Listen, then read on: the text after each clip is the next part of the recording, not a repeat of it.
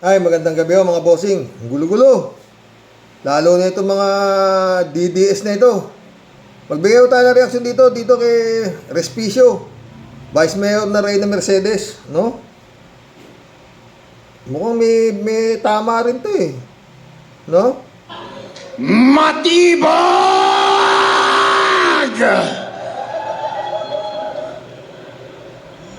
Matibag! Takot ba kayo kay Matibag? Oy, parang takot kayo, hindi kayo sumasagot. Takot ata kayong makasuhan eh. Oh!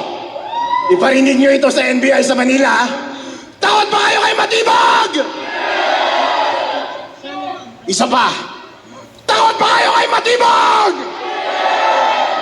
Takot ba kayo kay BBM? Tama na yan. Wala na ako kung ano dito. Sa totoo lang mga friend, no? Sa laki na Isabela, ha? Meron kaming governor dito, may vice governor kami rito, may sangguniang bayan kami rito, may mga mayor kami rito. Sa iba't ibang lungsod ng Isabela. Namumugod tangi ito. Mukhang may tama nga rin sa utak to, no? Eh, kinasuhan na ito. Kinasuhan na ng NBI, no? Tsaka nila Anak Aboy Paraiso, no? Alam mo mga friend, sino ba mayor ng ano? Natatanong lang, hindi ako masyadong gala eh. Ng Reyna Mercedes. Hindi ba kinakausap to? Itong ginagawa niya ito? Eh, hindi na yata nagtatrabaho sa Reyna Mercedes itong gago na ito eh. No? Ando na lang siya kung saan na kasama ni Baste, no? At yun nga, puro ano nila, korupsyon, ganito. Ewan ko. Eh, sa Isabela, Speaker of the House. GD. Di ba? Oh. At saka wala akong ingay ng tuta. No? Naririnig sa vlog. Mga boss. Sa dami ng politiko sa buong Isabela, laki yung Isabela. Namumukod tangi ito. Na naggangangakak ng ganito. Na solid daw ang Reyna Mercedes. Eh, may sira yata sa ulo to eh. Oh. No? Pero yun nga, sinampanan ng kaso to. At malamang sa madisbar pa to. Oo. Pero masyadong matalino, no? Nung una, binibira nito si Garcia. Dahil nga doon sa automation nitong butahan, no? Eh, aayos, maganda ako ginagawa. Dahil maganda yung mga expose niya tungkol sa sa dayaan sa eleksyon, no? Tungkol sa makina ng ano. Eh ngayong nanalo ng Vice Mayor yung gago, mukhang wala na siyang reklamo, no? Anyway, bayaan mo na yan. Eh pero talagang dapat gumalaw na si Excellency rito. Yung gobyerno, administrasyon ni Bongbong, no? Eh pag pinabayaan mo ganito to, eh meron namang mga ano pwedeng sakop ng DILG to eh, di ba?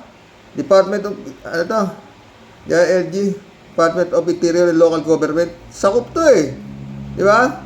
Dapat pinatatawag nito kung ano pinagsasabi nito tungkol sa korupsyon, no? Eh tsaka nag-aya pa ng revolusyon, di ba? Eh balik na rin, punta tayo dito sa amo niya, kay Baste. Oh, pero ito mukhang kinasuhan na rin to eh. Ha? Isa rin bugok to eh, oh. Isurot dyan ni Crimulya, kagat ng kagat sa puwit ni Bongbong Marcos. Diba? Para paldo. Anong sabi niya?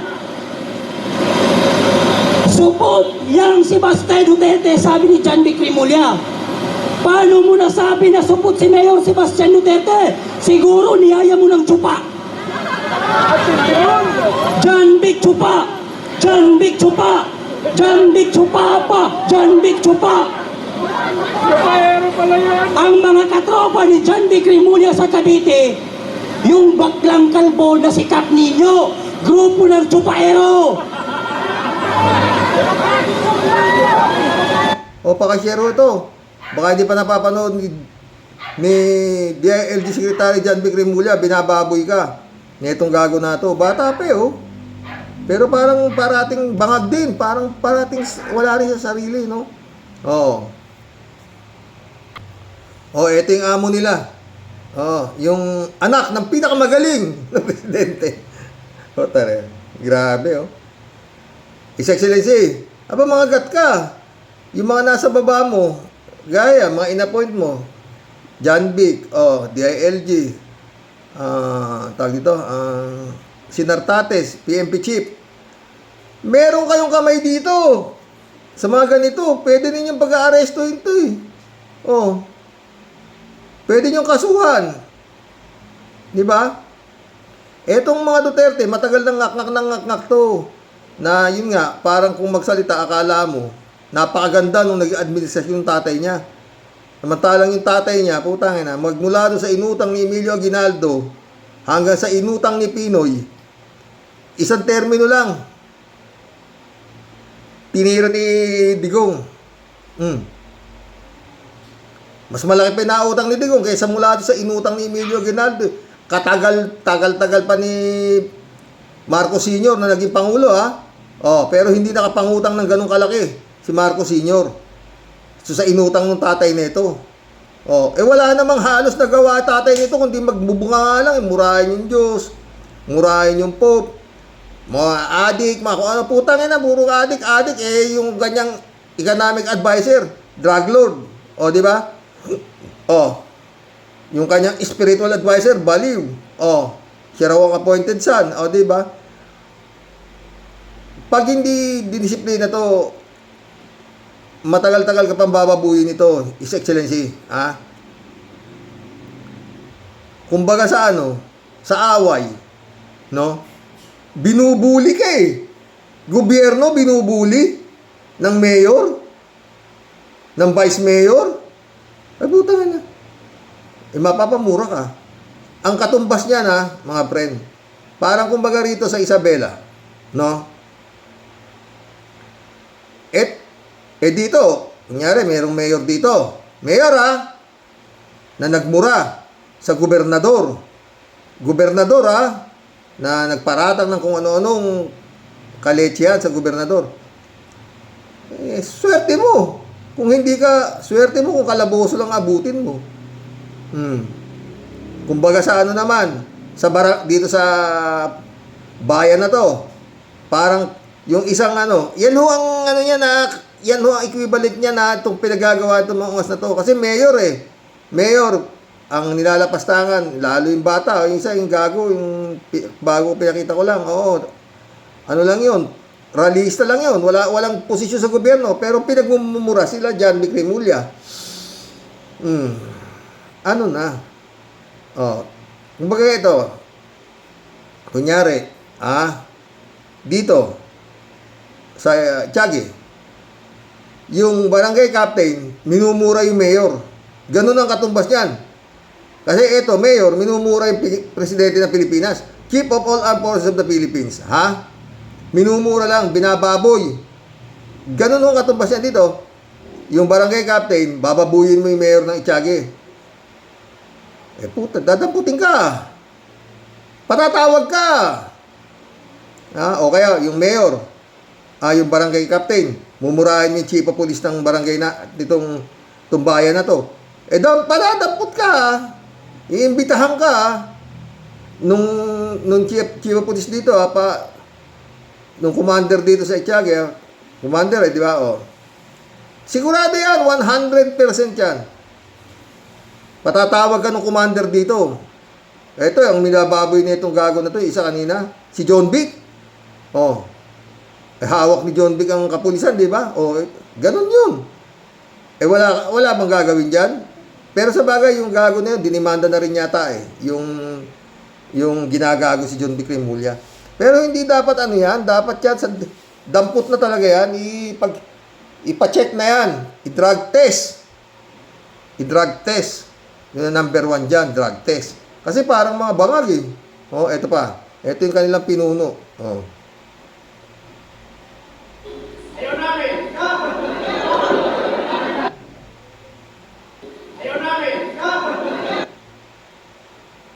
Itong si Marcos,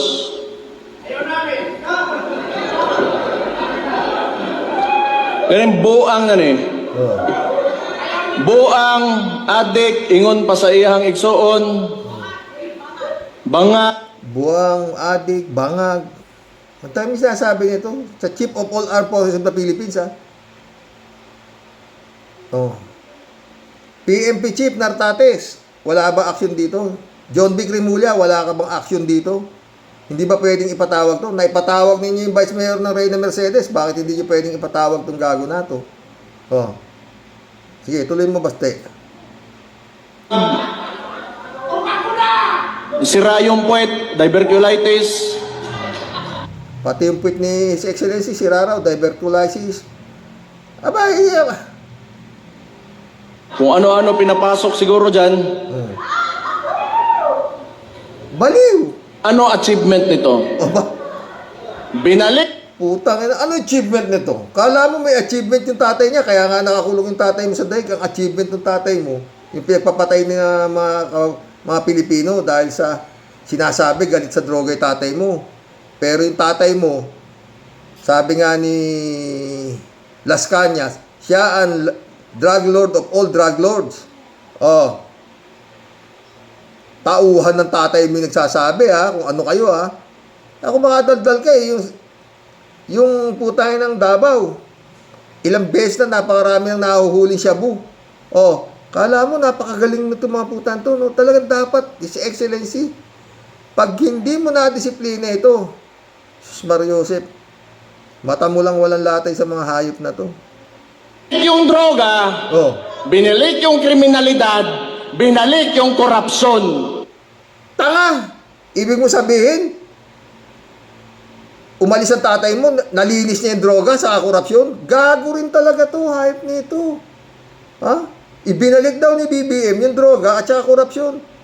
Eh, putang ina to. Eh, yung tatay na ito ang nagdumurog halos. Ang dami ng mga tulay na bumabagsak. Talaga ang galing nila mag-saywar, no? Sa tanga lusot, eh.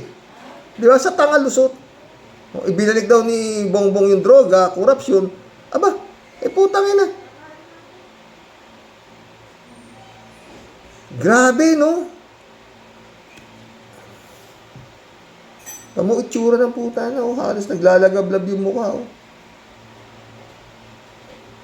At ngayon yung putang inang yan, Oh. Tangina, gusto pa magpatagal ng termino niya. Oh. Magaling din. Magaling din. Eh, tatay mo nga, halos ayaw na sanang bumaba, eh. Di ba alam yun, Baste? Tanga-tanga mo naman. Oh, di ba? Nagpapile pa nga yung tatay, pinagpapile pa nga ng tatay mo si Bato, presidente. Oh, takbo si Bato. Parang tanga to, no? Pagkatapos, mamaya, kasama ng tatay mo si Bongo, pinapatakbo niya si Bongo ng presidente, siya ang vice president. Ayaw nga bumaba yung tatay mo. Oh, dahil alam niya na yan ang mangyayari. Na malamang, oh. Pero ito mga friend, kung nanahimik lang itong mga bugok na to, baka hindi sila, kasi gusto nila talaga, yung term sharing na sinasabi, gusto nila agawin na talaga, eh. Yung kapangyarihan dito kay Bongbong, eh. Kasi nga, term sharing, na bababa si Bongbong na mahinahon. Ganon, eh. Yun ang sinasabi naman niya, no, di ba? Madriaga ba yun? Oo. Yung testigo ngayon, oo. Na sabi ni Sara, eh, hindi ko kilala si Madriaga. Yung pala, Sir Ram, di ba? Puro ulol to, mga His Excellency. Meron ka pang 2 taon mahigit para tapusin to. Hawak mo, bola, paulit-ulit. No? Hawak mo, bola. Nako. Tuloy mo, baliw. Sa kawalang hiyaan. Oh. Itong si Marcos,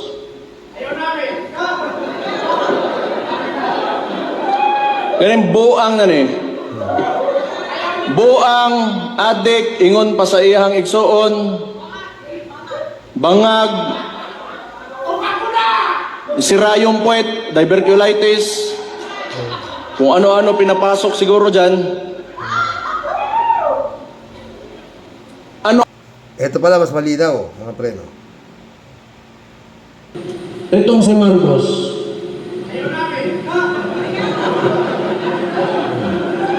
Buang buang, adik, ingon pa sa iyang igsuon, bangag, sirayong puwet, diverculitis, kung ano-ano pinapasok siguro dyan. Ano achievement nito? Binalik yung droga. Ito, may ano pa dito sa ano, tatakpan yung mga tattoo niya, hanggang dito tattoo, ang buta. Ayan, may takip oh. Oh, may balabal eh oh. Naku, His Excellency. Dapat ito, lahat ng firearms na ito, na nakapangalan dito, dapat talagang anuhin na eh. I-kontrolin na eh. Talagang, sa kumukuha ng tapang to? Sige nga. Oh. Hindi naman, nung panahon ng tatay niya, hindi naman nakialam si PBBM sa pamalakad ng ama niya eh, di ba? Hindi nakialam. Oh. Hindi nakialam. Ngayon, eto. Ka-line up niya pa yan, ha? Oh. Binalik daw yung droga, no? Binalik yung kriminalidad, binalik yung korupsyon. At ngayon yung putang inang yan, gusto pa magpatagal ng termino niya. Oh, hayop, ano? Tangina, kung murahin presidente, no? No? Mga friend? Galaw-galaw, DILG, PMP chief. Dapat ito, tinatanggalan na to ng ano, police power. Dapat yung nasasakupan nito na Davao bilang mayor, dapat tanggalan ng police power to. Kaya naman eh. Oh. Kaya naman eh. Ewan ko kay PBBM kung bakit. Parang ewan ko ano. Kaya, ganito na klase ginagawa itong gagon to eh. Oh. Ha? Oh.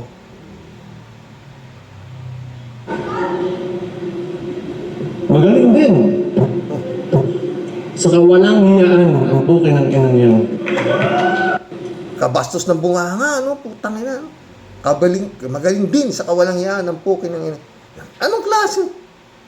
Grabe, no? Itong si Marcos. Grabe, no, mga boss? Eh, pag hindi mo naayos to, baka may sumunod pa sa mga hayop nito na walang ginawa kundi pagmumurahin ka bilang Chief of all Armed Forces of the Philippines. Napakamakapangyarihan ng presidente para babuhin lang ng mga ganitong vice mayor, mayor, at kung sino-sino. No?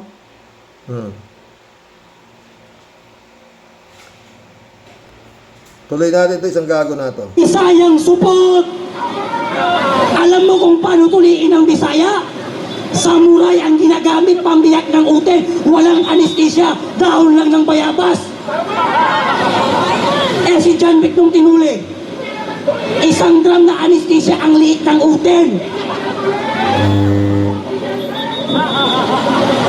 O, John Vic, payag ka ba nito? Department of Interior and Local Government, binababoy ka lang na isang gagong ganito, oh. Marami na to, pero may kinasuhan na yata itong hype na to.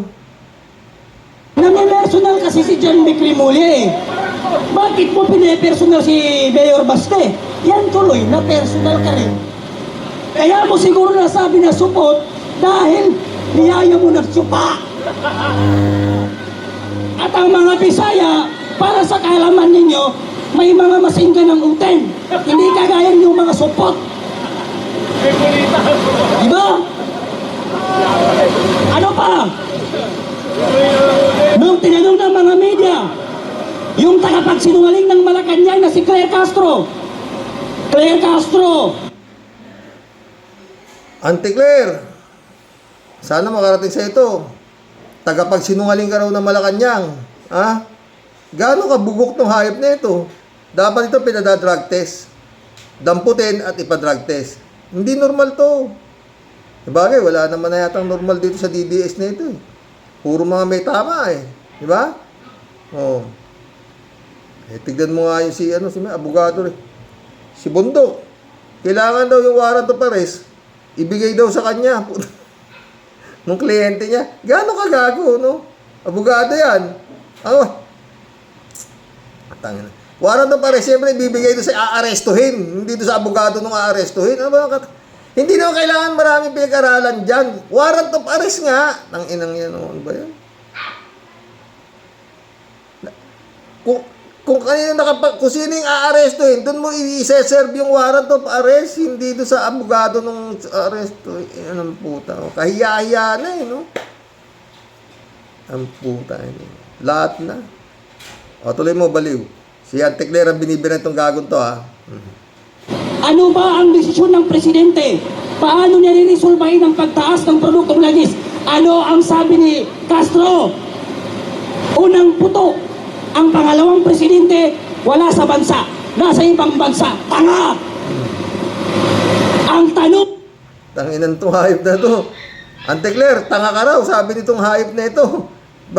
Dapat eh. Hindi pa pwede kay Anticler yan. Hindi pa pwede yan. Ha? May kalalagyan tong gagon to. ng taong bayan, paano rin-resolbahin ang pagtaas ng produktong langis? Hindi kung saan si Sara. Ang administrasyon natin ay walang pakialam sa ating panawagan. Ang Pilipinas ay nangunguna sa may pinakamataas na presyo ng produktong langis dahil sa buwis na pinapataw o sinisingil ng ating gobyerno. Habang yung mga taga-ibang bansa, nagbibigay sila ng subsidiya para pababain ang produktong langis, ang ating bansa naman ay nagpapataw ng 12% na VAT o value added tax na siyang dahilan kung bakit napakamahal ng langis sa atin at napakahirap sa atin ngayon. Si Congressman Leandro Libiste, hinihingi niya at nagsulong siya ng batas na ibaba o suspindihin ang produktong langis o kahit man lang ibaba yung 12% from 12% to 10%. Ano ang ginawa nila Recto? Ano ang ginawa ng administrasyon? Huwag suspindihin ang value added tax dahil malaki ang mawawala sa gobyerno. Ibig sabihin, ayaw ni Bongbong Marcos. Pati si Willie Monsod, galit na rin. It's really disgusting what the senators are doing.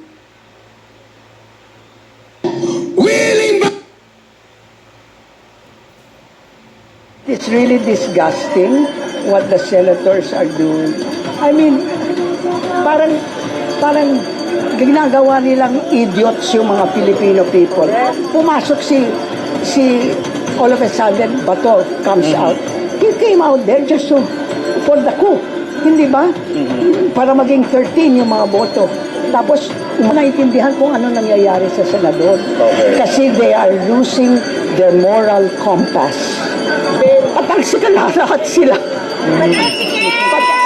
Sino ba?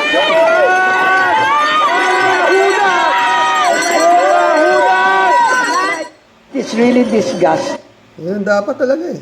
Patalsikin na talaga to. Isara na ito, Senado na to. Wala eh. Wala talaga.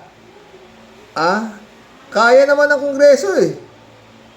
Sino ba? Ano ba ginagawa ng Senador? Sige nga. Naggugulo lang sila. Paulit-ulit. Pinapasok ni Cayetano si Bato para maagaw nila yung mayorya sa Senado. Tapos pinalabas pa na sila pa ang inatak. Binaligtad pa eh. We are under attack. Puta na, yung pala eh.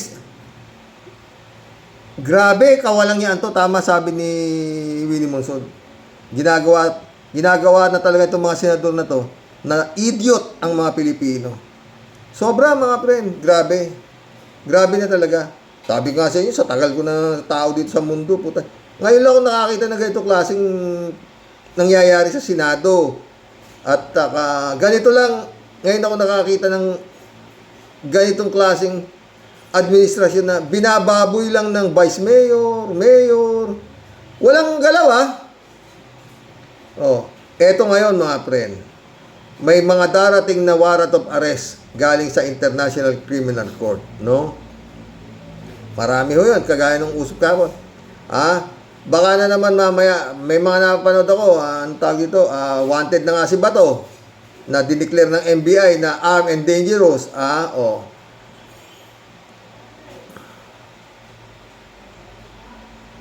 Dapat lahat yung mga may posibilidad na mga magkaroon ng warrant of arrest sa ICC. Dapat yan, ipasuko na yung mga armas niyan. Dahil, by all means, dadating talaga yan eh.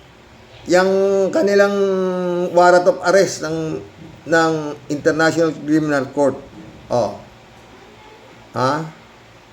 Talagang magulo na ho itong Pilipinas na to. At yun nga, halos pinagtatawanan na yata sa buong mundo. Karamihan, ang sisi sa Malacanang eh. Wala eh. Muntakin mo yun, no? Isang mayor na balot ng tattoo ang katawan ng mukhang siraulo. Kung ano-ano pinagsasabi sa presidente ng Pilipinas.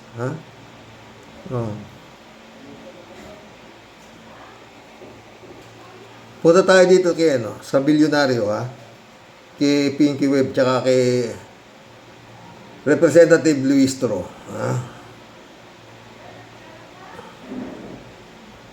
Personalities who have showed up during the three hearings, the three clarificatory questions during the hearings. Which among them, Congresswoman, is for you personally the strongest among the grounds? I mean, we've talked about confidential funds. Ganda ng tanong Tinatanong ni Pinky kung anong pinakamalakas sa mga articles of impeachment na tatlo ba? Kung sino pinakamalakas. Ang sagot ni Congresswoman.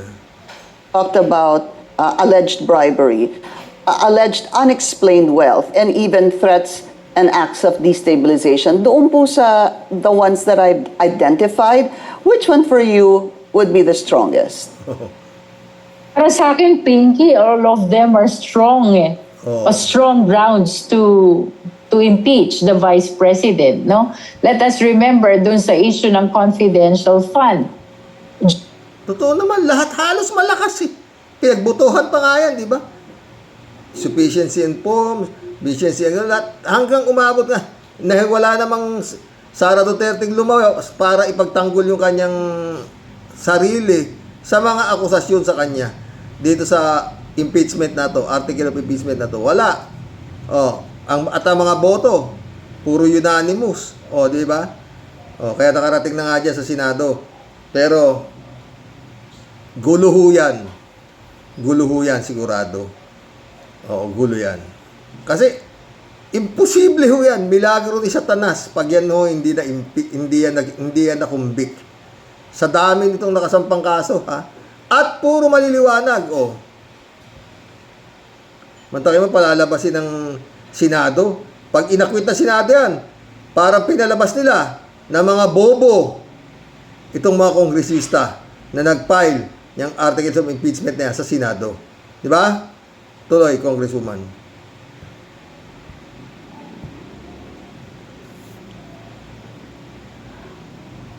Hearing na i-present pati yung decision denying the appeal and the additional 3 notices of disallowance. With regards to bribery, you will remember this was expressly admitted by the 3 officials of the DepEd.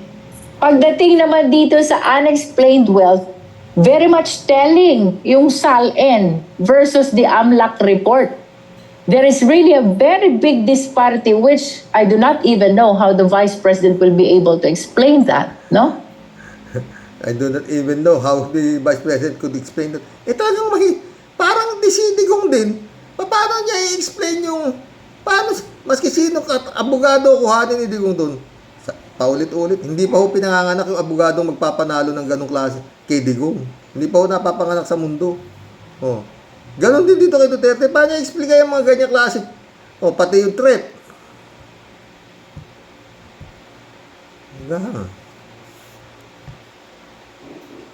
napakalaking disparity between the SALN presented by the Ombudsman and the covert transaction and suspicious transactions presented by the AMLAC.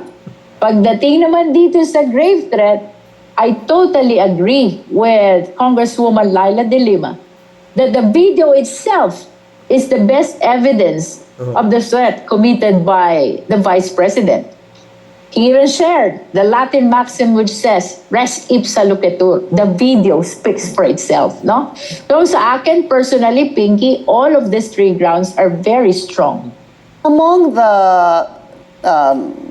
documents and the personalities who have showed up during the three hearings, the three clarificatory questions during the hearings, which among them Pero talagang dapat gumalaw ang National Bureau of Investigation, DILG, para ipatawag si Baste at alamin kung saan niya nakukuha yung mga pinagnangangak niya laban sa Pangulo ng Pilipinas.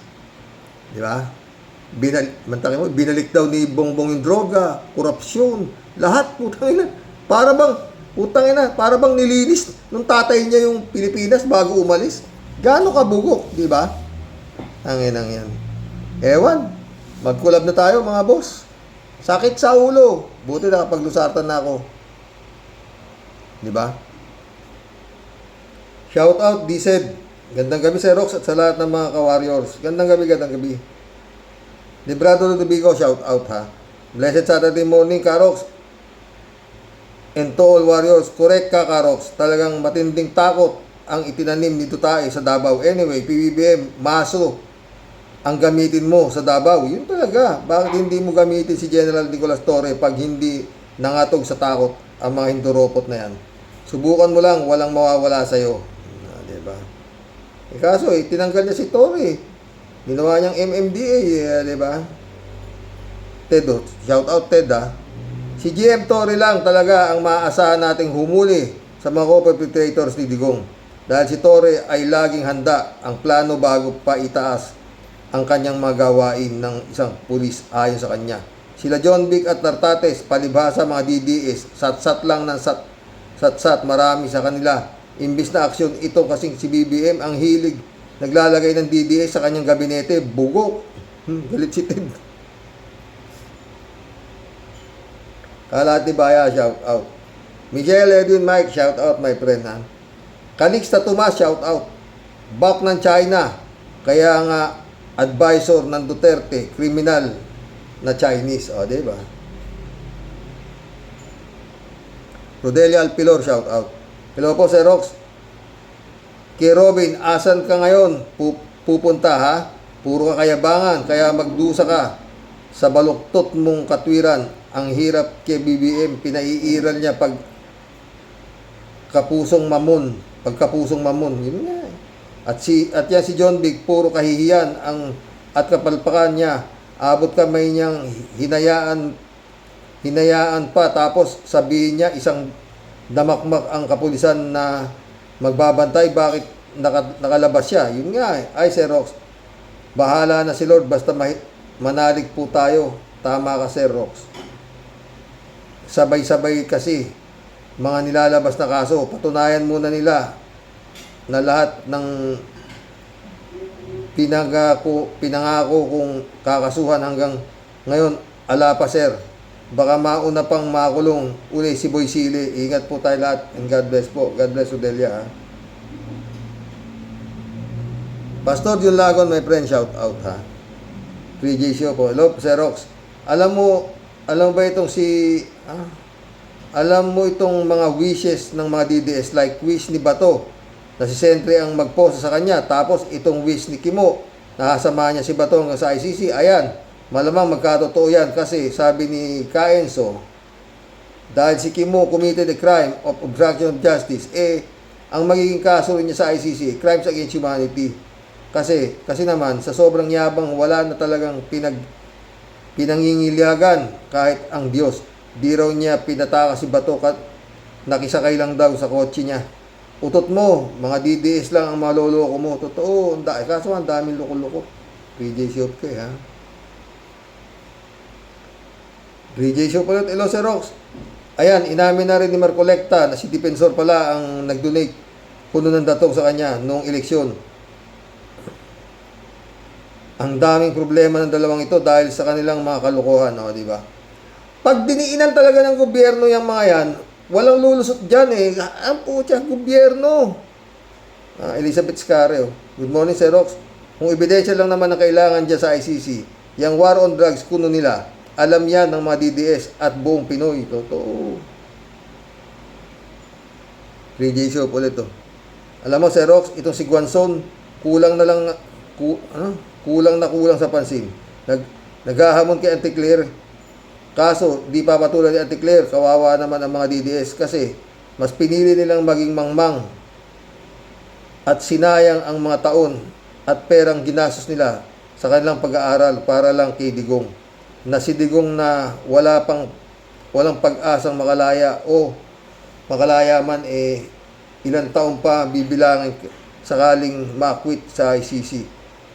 Ma-acquit? Hindi mangyayari yan. Ito ang katulad ni Guanzon. Itong mga katulad ni Guanzon, Harry Roque, mga matatalino, pumusta kay Digong. Akala nila makakabalik pa sa Malacanang. Well, sa aking palagay, malabo pa sa tinta ng pusit na makabalik pa sila dahil sobrang sinira nila ang bansa at kahit meron pa ring boboto sa kanila ay hindi sapat at kahit mapera sila, si Lord ang hahadlang. Sana nga. Di ba, Garcia? Garcia. Early campaigning yan, Garcia. Mulat mo yung mata mo, Mary Lebron, no? Good morning, Sir Rox. No skipping ads. Thank you. Wilfredo Contreras, shout out. Noon pa man, na maaresto naman ang malademonyong si Digong Duterte, ramdam ko na hindi na makakalabas ang ICC siya. Totoo. Ay, may nakapasok na tanga rito, binura ko na agad, Isa lang naman. Kung na kayo bumapasok dito, bawal ang tanga rito, sinasabi ko na Manood lang kayo, pwede. Pero yung magko-comment kayo na katangahan, hindi mo mababasa. Paulit-ulit. Sabi nga nung lolo nung kaibigan ko, mas mabuting kausapin mo yung bobo kaysa sa tanga. Yeah. David Alin Mendoza, good evening po, Karox. Talaga pong hayop sa dilang hayop si Digongong Duterte. Akala niya po kasi untouchable siya at walang sino man na pwedeng gumalaw sa kanya dito sa Pilipinas. Dito. Hindi naman dito. Friends, Shervin Sapeda, shout out. Christian Sen, July 7, Alcantara. Analisa Apolinar, shout out sa inyo mga friend, Friend Shervin. Pinakamalupit na kawatan sa kasaysayan, Sir Rox. Sobrang sinamba ng ubod ng dami na pulpul ang utak dahil po sa kwarta at kapangyarihan. Protektado po silang lahat noon ng isang halimaw sa pinakahalimaw at wala pong kasing itim ang budi na tao sa buong mundo. Yan pong lahat ng mga buhaya na nagprotekta at kumampi po sa malupit na kawatan. Dapat po ang lahat po ng mga yan sinisingil po lahat ng kawalang yan na ginawa nilang panghuhudas sa buong sambayan ng Pilipino. Napakaswerte po nila at ang nakaupo po sa trono ngayon talagang grabe po ang sobrang kabaitan. Ay nako. Baka kung sentry pa yung General Torres, maniniwala ka po, Xerox. Lahat po ng mga inutil at pulpul na yan, siguradong shoot po sa banga. Sigurado Anong manhunt, kamay na bakal at sabay latigo, sabay bitin ng patiwarik po ang mga pinutukan po ng lintik na mga yan. Yung mga pogi po ng Cavite, naman tayo. Naku malamang po, Xerox. Gang tabing bakod na lang po kami. Di ko po nga alam bakit parang napaka high power po namin kay Mr. Kuting. Alam ko po meron po kaming anting-anting, pero panggayuma. Parang malabo po yata, Xerox. Kaya kung bakit po kami naandyan sa isa sa pinakamataas na pwesto Xerox, ibahin mo po kami. Kami pa po ba di ba, Sir Rox? Kung merong Mr. Budot, meron din kaming Mr. Budol. Bato-bato sa langit, tamaan po, huwag magagalit. Ang topic po ngayon manhunt. Good luck sa mga magigiting at matatapang na makakalambat kay Boy Takas.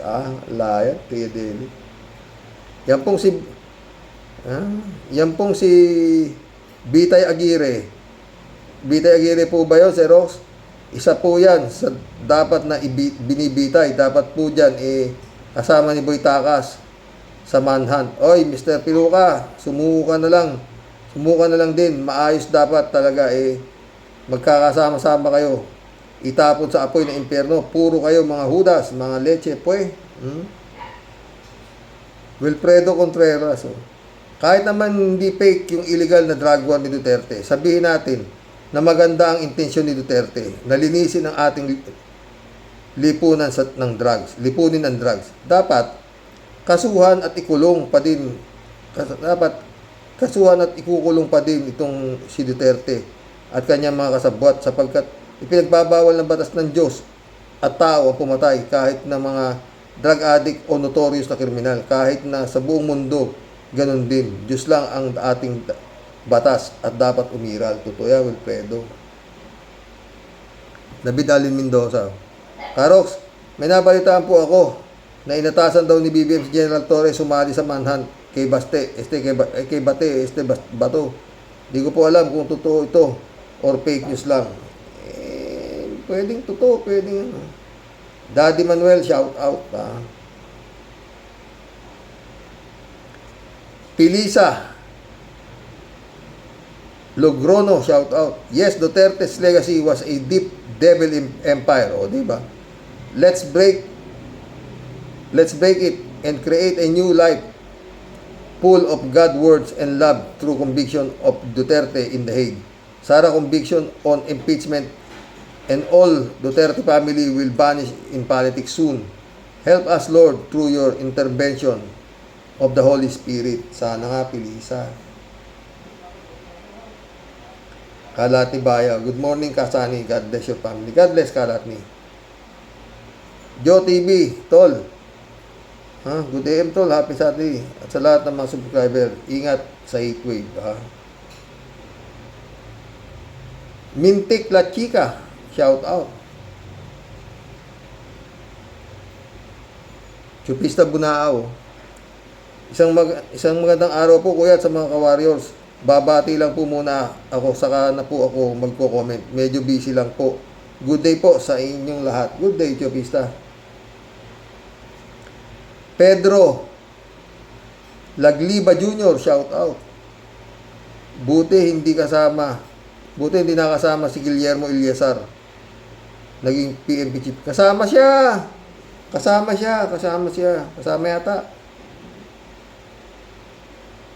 Marilo Pabian, nak, shout out.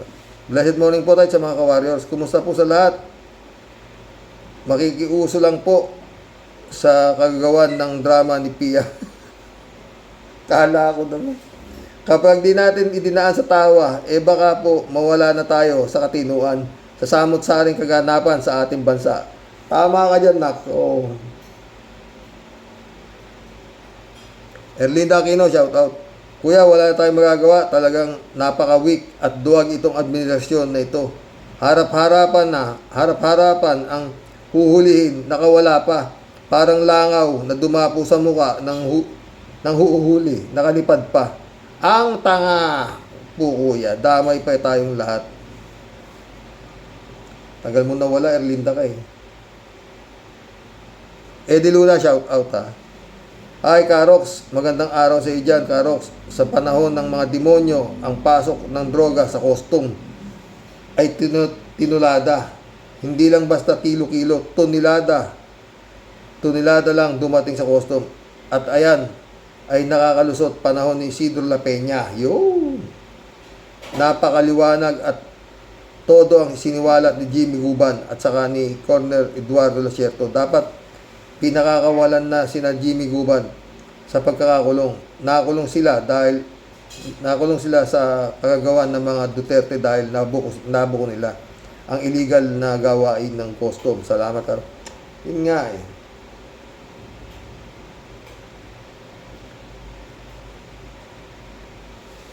Jaime Bingson, Dolor Gracia, Eman Scalona, shout out ha. Christian Cheng, shout out. Eddie Luna. Kaya dumadami ang mga kriminal sa Pilipinas at nakakapagtago dahil sa kabagalan ng mga law enforcer at mabagal din order ng presidente. Hindi na nakakatulong ang kabaitan sa panahon ngayon diyan. O, di ba? Eddie Luna ulit to. Wala na naniniwala diyan kay Robin. Sinungaling, magaling silang magsalita. Pag ang sinasabi nila ay pabor sa kanila, dapat mawala ng yung 13 na yung Judas na yan sa magpapahamak sa bansang Pilipinas para madali na ang mag-offer na kay Bato. Mag-offer na kayo ng patong sa ulo ni Bato na 20 million pesos sa makakapagturo sa kinaroroonan ni Bato. Maraming mga maghahanap kay Bato pag malaki ang patong. Initial na patong sa ulo ni Bato, 20 million agad. Salamat, Karox, sa iyo. Wala. Hindi, si